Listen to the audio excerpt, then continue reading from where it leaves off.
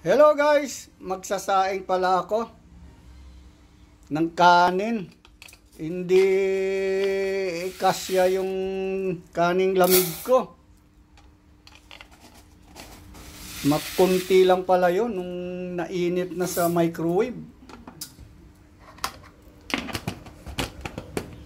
Yan ang lagayin ko ng bigas para hindi pasukin ng ok-ok. Alam mo yung ok-ok? Sinong nakakaalam ng ok-ok, paki-comment. Ayan na, nilalagyan ko siya ng tubig.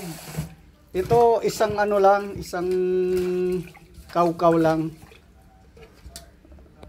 Isang kaukaw lang yan, pwede na.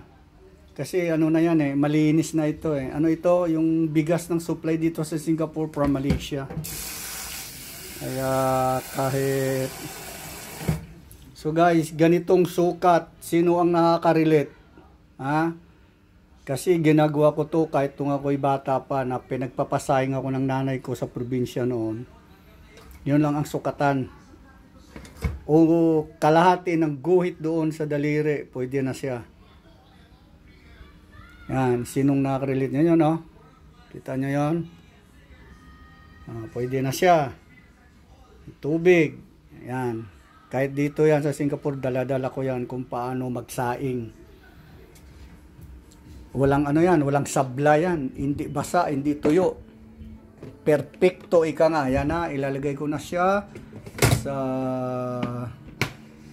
rice cooker. Ngayon, i-on ko na ang aking rice cooker. Ayan ang sweets.